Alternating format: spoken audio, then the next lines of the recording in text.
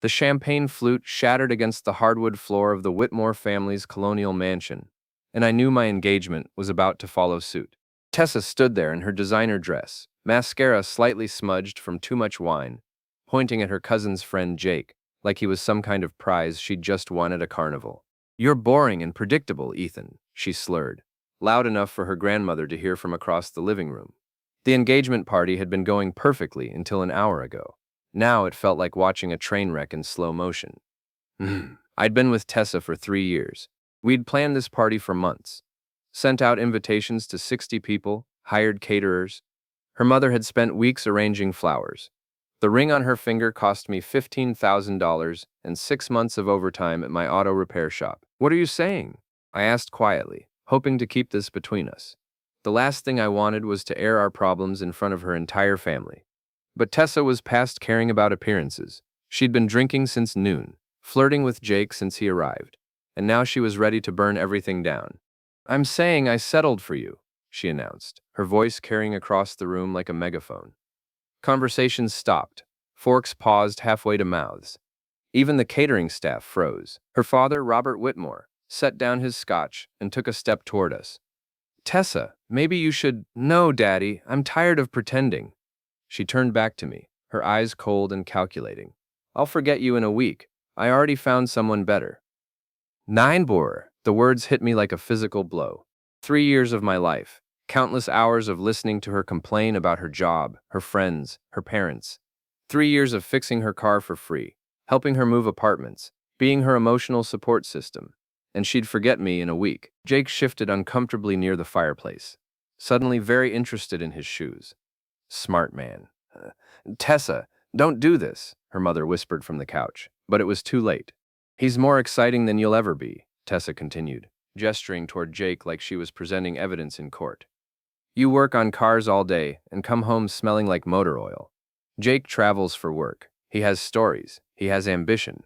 The room was dead silent now, except for the grandfather clock ticking in the corner. 60 pairs of eyes watching my humiliation. Tessa's cousins, aunts, uncles, family friends, co-workers, all waiting to see how the boring, predictable mechanic would handle being publicly destroyed. I took a deep breath and reached for her left hand. She pulled back, thinking I was going to grab her. But I was gentle, careful. I slid the engagement ring off her finger while she stared at me in confusion. "What are you doing?" she asked. I pocketed the ring and pulled out my phone. "Your name was removed from the apartment lease yesterday," I said calmly, showing her the email confirmation. I had a feeling this was coming. Her smirk faltered slightly, but she was too drunk and too committed to her performance to stop. "Finally getting it, are you?" I scrolled to the next email. "Car insurance was canceled this morning. Your policy expires at midnight." Now I had her attention, and everyone else's. "Joint bank accounts were closed Tuesday. Your credit cards won't work because they were tied to my accounts."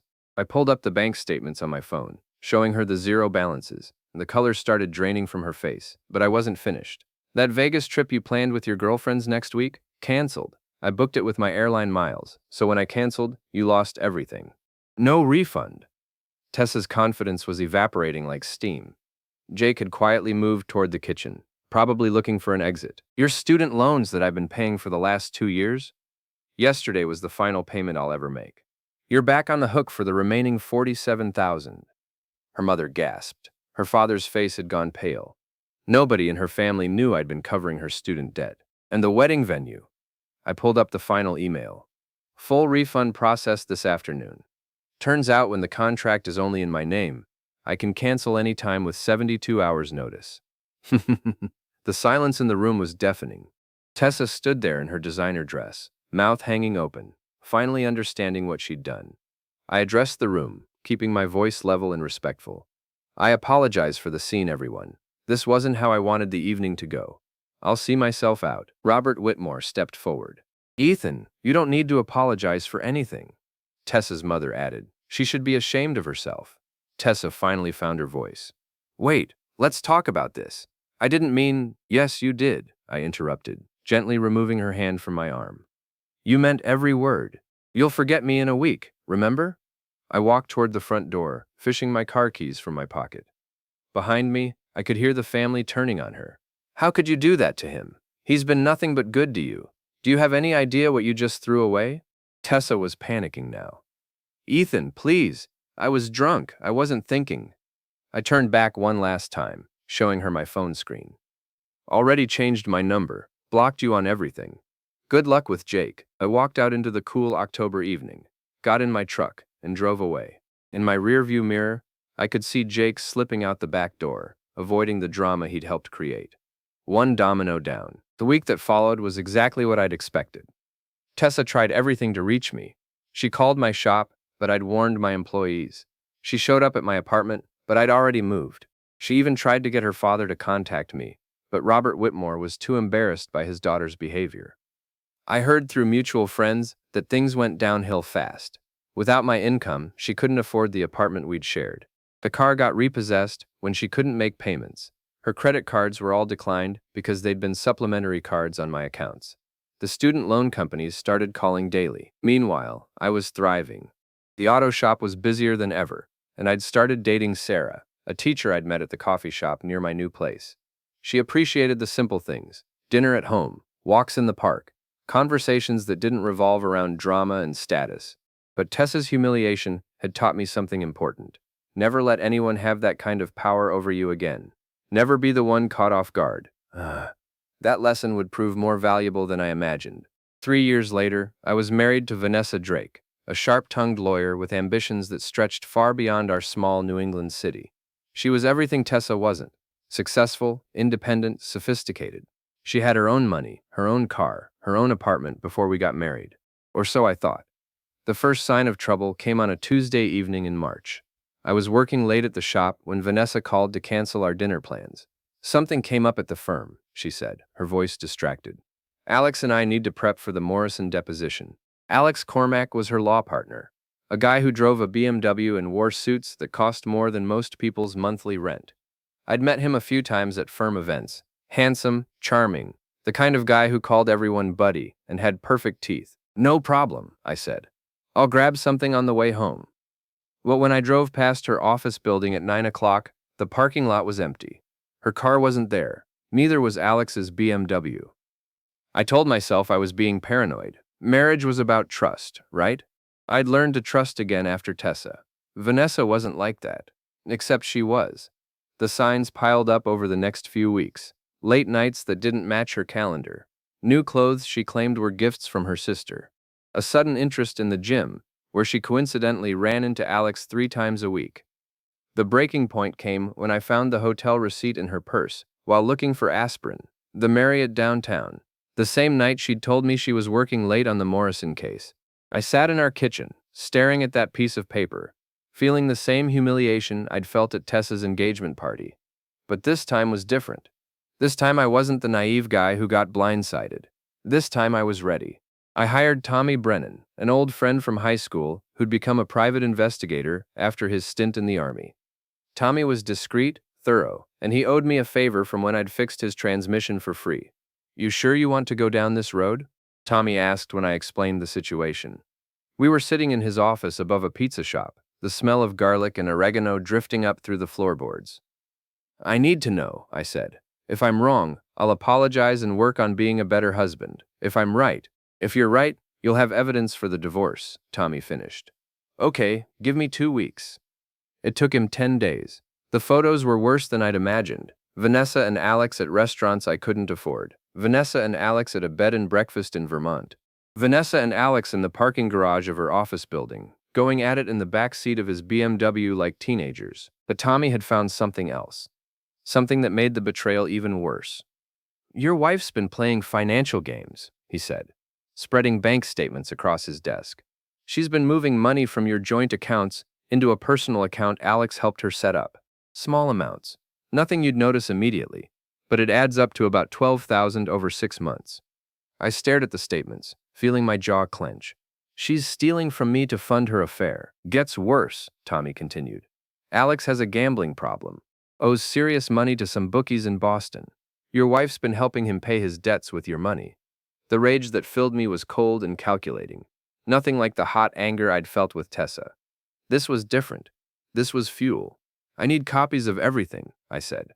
"What are you planning to do?" I thought about Tessa, standing in her parents' living room, watching her world crumble, as I methodically dismantled her security.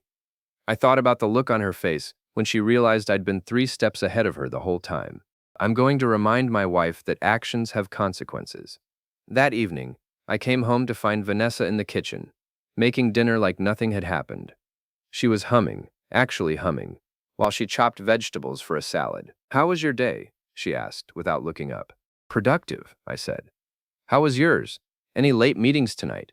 "Yura BFting," was to me and quickly, then back to the cutting board. "No, actually, quiet day. Alex is out of town visiting his mother." Another lie. Tommy had photographed them having lunch at the Riverside Grill 3 hours ago. "That's nice," I said. "Family's important." I went upstairs and opened my laptop.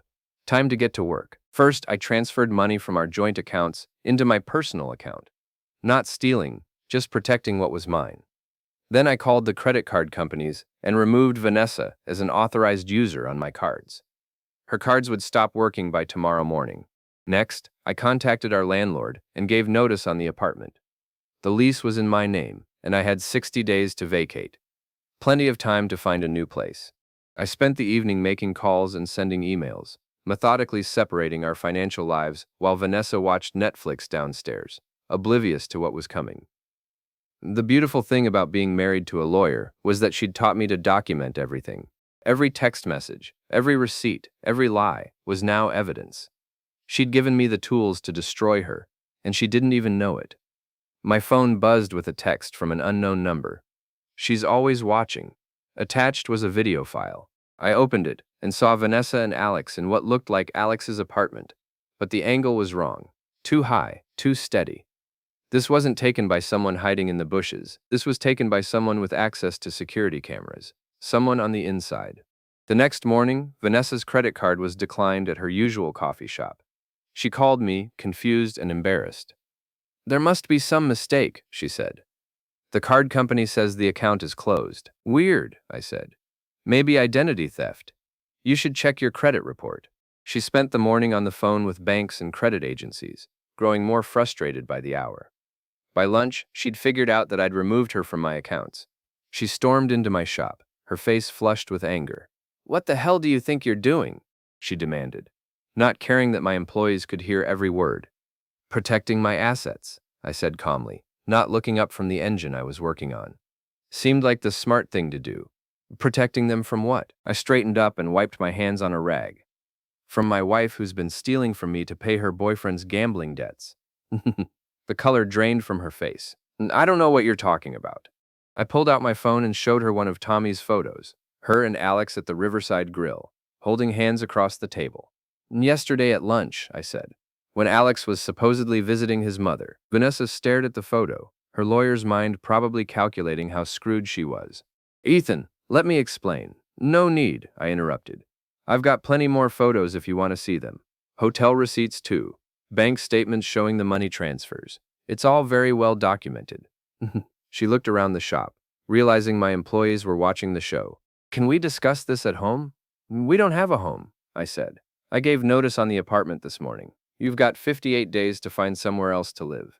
That evening, I got another anonymous text. "Coffee tomorrow? We should meet, Jay." I had no idea who Jay was, but something told me I was about to find out who'd been sending me those videos. The next morning, I sat in a corner booth at Mel's Diner, waiting.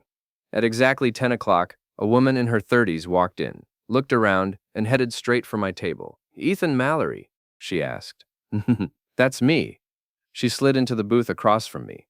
"I'm Jenna Rains. I think we need to talk." The name was familiar, but I couldn't place it. She was attractive in a sharp, professional way, with short dark hair and intelligent eyes that seemed to catalog everything they saw. "You've been sending me videos," I said. "Among other things." She ordered coffee from the waitress, then leaned forward. "Tell me, how long have you known Vanessa was cheating?" "Couple weeks." "How long have you known?" 6 months. "I've been documenting everything." "Why?" Jenna smiled, but it didn't reach her eyes. "Because Vanessa Drake ruined my life, and I've been waiting for the right moment to return the favor." The pieces started clicking together. "You used to work for me," I said, "about 5 years ago." Jenna Morrison, you were my bookkeeper. Before I became a tech consultant, yes. Before you fired me for allegedly stealing from the register." I remembered now. Money had been going missing from the shop's cash drawer. Small amounts at first, then larger ones. Jenna had been the only employee with access to the register after hours. When I confronted her, she'd denied everything, but the evidence seemed clear. "You were stealing," I said. "No," Jenna replied calmly. "Vanessa was." The words hit me like a punch to the gut. "What?" "Your girlfriend at the time had a key to the shop. She'd come by after hours, sometimes to see you, sometimes when you weren't there. She was taking money from the register and letting me take the blame." I stared at her, my mind reeling. Vanessa and I had only been dating for a few months when the thefts started. She'd seemed so supportive when I had to fire Jenna, so understanding about the betrayal of trust. "You're lying," I said, but even as I said it, I knew she wasn't. "Vanessa's been manipulating you for years," Jenna continued. "She got me fired, destroyed my reputation in this town, cost me my career. I had to start over in a new city, build everything from scratch. If this is true, why didn't you tell me before? Who would have believed me? You were in love with her. She was a successful lawyer. I was just a disgraced bookkeeper. But I've been watching, waiting for her to show her true colors." Jenna pulled out a tablet and showed me a series of photos and videos. Vanessa meeting with Alex months before they supposedly started working together. Vanessa in my shop after hours, alone, going through the register. Vanessa laughing with Alex about stupid Ethan and his pathetic little garage. "Nyeh, she's been planning this for a long time," Jenna said. "The affair, the money transfers, even the marriage. She saw you as a stable source of income while she built her career and had her fun with Alex." I felt sick, not just because of the betrayal, but because of what I'd done to Jenna. I'd fired an innocent woman and destroyed her reputation based on Vanessa's lies. "Why are you helping me now?" I asked. "Because I want to watch her world burn," Jenna said simply. "And because you deserve to know the truth." She slid a flash drive across the table. "Everything's on there. Photos, videos, financial records, even some audio recordings from her conversations with Alex. Enough to bury her professionally and personally." I pocketed the drive. "What do you want in return?" "Front row seats to the show," Jenna said, "and maybe an apology for what happened 5 years ago." "Jenna, I'm sorry. I should have investigated more thoroughly before." "Save it," she interrupted. "Just make sure she gets what's coming to her." I spent the weekend going through Jenna's files. The evidence was overwhelming and damning. Vanessa hadn't just been cheating and stealing. She'd been systematically destroying people's lives for years. There were recordings of her bragging to Alex about manipulating me, about how easy it was to make me believe whatever she wanted. There were emails between her and Alex planning their affair, discussing how to hide money, even joking about my blue-collar naivety. But the worst part was the recording of her talking to her law school friends about our marriage. "He's so boring," her voice crackled through my laptop speakers. "But he's stable, you know? Good credit, steady income, owns his own business. I figured I'd marry him, build my career, then trade up when something better came along." "What about Alex?" one of her friends asked. "Alex is fun, but he's broke. Gambling problem, family money all gone. He's good for excitement, not for building a life. Ethan's the foundation. Alex is the decoration." I closed the laptop and sat in my new apartment, staring out at the city lights. Tomorrow was Monday. Time to start tearing down Vanessa's carefully constructed world. I started with her law firm. I'd met the senior partners at several events, and they prided themselves on running an ethical practice. I sent them an anonymous email with photos of Vanessa and Alex's affair, along with documentation of their financial improprieties. Then I called Alex's bookie in Boston. Tommy had given me the number, and I'd been saving it for the right moment. "This is about Alex Cormack," I said when someone answered. "He's up to date on payments," the voice replied. "Not for long. His sugar mama just got cut off. Thought you should know." I hung up before he could respond. Next, I forwarded some of Jenna's recordings to the local bar association. Lawyers were supposed to maintain certain ethical standards, and Vanessa's behavior toward clients and colleagues was far from professional. Finally, I created a social media account and started posting. Nothing illegal, nothing that could be considered harassment. Just the truth, with evidence to back it up. By Wednesday, Vanessa's world was collapsing. She called me that evening, her voice shaking with rage and fear. "You bastard," she said. "Do you have any idea what you've done?" "I've told the truth," I replied. "Something you might want to try sometime." The partners called me into a meeting today. They're talking about suspension, pending an investigation. Alex has been put on administrative leave. Sounds like consequences catching up with actions. This is about more than the affair, isn't it? She said. Someone's been feeding you information. Who is it? I thought about Jenna, sitting in that diner booth, calmly explaining how Vanessa had destroyed her life. Does it matter? The evidence speaks for itself. Ethan, please, we can work this out. The affair was a mistake, but we can get past this, like we got past you framing Jenna Morrison for theft 5 years ago. The silence on the other end of the line was deafening. I don't know what you're talking about, she finally said, but her voice had lost its conviction. I know everything, Vanessa. The theft, the manipulation, the planning. I know you married me as a backup plan while you had your fun with Alex. I know you've been stealing from me to pay his gambling debts. I know you think I'm a boring, naive mechanic who's too stupid to see what's happening. Ethan, I'm filing for divorce tomorrow, I continued, and I'm pressing charges for the theft. You might want to call a lawyer. Oh wait, you are a lawyer. Too bad you're about to be disbarred. I hung up and turned off my phone. Tomorrow would bring the final act of this drama, and I wanted to savor the anticipation. The annual Riverside Business Association Charity Gala was held every spring at the old high school auditorium. It was a big deal in our small city. Local business owners, politicians, and professionals all gathered to network and raise money for various causes. This year, I'd bought a table, not because I particularly enjoyed these events, but because I knew Vanessa and Alex would be there representing their law firm, or what was left of it. I arrived early and found my seat near the front. Jenna was already there, looking elegant in a black dress that probably cost more than my truck payment.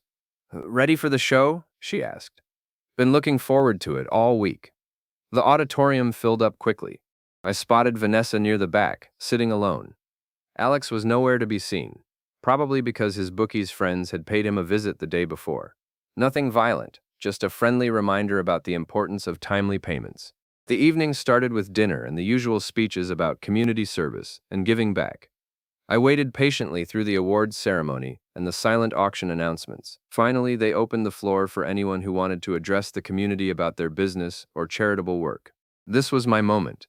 I stood up and walked to the microphone, ignoring the confused murmurs from the audience. Most people knew me as the quiet guy who fixed their cars, not someone who made speeches at fancy events. Good evening, I said, my voice carrying clearly through the sound system. My name is Ethan Mallory, and I own Mallory Auto Repair on Elm Street. Polite applause rippled through the crowd. In the back, I could see Vanessa looking confused and worried. I want to talk to you tonight about trust, I continued. About what happens when people abuse that trust, and about the importance of accountability in our community. The audience was paying attention now, sensing that this wasn't going to be a typical business promotion. 5 years ago, I had to fire an employee for theft. It was one of the hardest things I'd ever done, because I trusted that person. I believed the evidence in front of me, and I acted on it. That employee's reputation was destroyed, her career ruined, all because I trusted the wrong person. I could see people starting to shift in their seats, wondering where this was going. You see, the real thief was someone much closer to me, someone I was dating at the time, someone who had access to my business and used that access to steal money and frame an innocent woman. Vanessa had gone pale. She was looking around for an exit, but the auditorium was packed, and she was trapped in the middle of a row. That person was Vanessa Drake, who many of you know as a lawyer with Morrison, Clark and Associates. The same Vanessa Drake who married me 3 years ago, who has been stealing from our joint accounts to fund an affair with her law partner, Alex Cormack. The auditorium erupted in shocked murmurs. People were turning in their seats, looking for Vanessa, whispering to each other. I have photos, I said, pulling out my phone and connecting it to the presentation screen. I have bank records. I have recordings of conversations where she brags about manipulating me, about using me for financial stability while she had her fun elsewhere. The first photo appeared on the screen. Vanessa and Alex in a passionate embrace in the parking garage. Gasps echoed through the auditorium. This is what betrayal looks like, I said. This is what happens when someone thinks they're smarter than everyone else, when they think they can use people without consequences. Vanessa stood up, trying to push past the people in her row, but they weren't moving fast enough. She was trapped, forced to watch her humiliation play out in front of the entire business community. The employee I fired 5 years ago was Jenna Morrison, now Jenna Rains, I continued. Jenna, would you please stand up? Jenna rose gracefully from her seat, turning to acknowledge the crowd. Jenna is now a successful tech consultant in Boston. She rebuilt her career and her reputation despite the damage Vanessa caused. She's here tonight because she deserves an apology, and because she helped me uncover the truth about my wife's criminal behavior. The photos on the screen changed to show bank records, highlighting the money transfers from our joint accounts to Alex's gambling creditors. Theft, I said simply. Fraud, adultery, all committed by someone who took an oath to uphold the law and protect her client's interests. Vanessa had finally made it to the aisle and was hurrying toward the exit, but I wasn't finished. The beautiful thing about the truth, I called after her, is that it always comes out eventually. You can lie, manipulate, and scheme all you want, but eventually, someone notices. Eventually, someone keeps score. She stopped at the auditorium doors and turned back, her face twisted with rage and humiliation. "You're pathetic," she screamed. "You're a small-town mechanic who can't handle being with a successful woman." The audience turned to look at her, and I could see the moment she realized she'd just made everything worse. "Maybe," I said into the microphone, "but I'm a small-town mechanic who owns his own business, pays his debts, and doesn't steal from the people who trust him. I'm a small-town mechanic who keeps his promises and tells the truth." I disconnected my phone from the projector and stepped away from the microphone. "Thank you for your time," I said. "And remember, trust is earned, but it can be lost in an instant. Choose your partners wisely." The applause started slowly, then built to a thunderous ovation. Vanessa fled through the doors, and I could hear her heels clicking frantically down the hallway. I walked back to my table, where Jenna was smiling widely. "That was better than I imagined," she said. "It's not over yet." The aftermath was swift and brutal. By Monday morning, Vanessa had been fired from her law firm. The Bar Association launched a formal investigation into her conduct.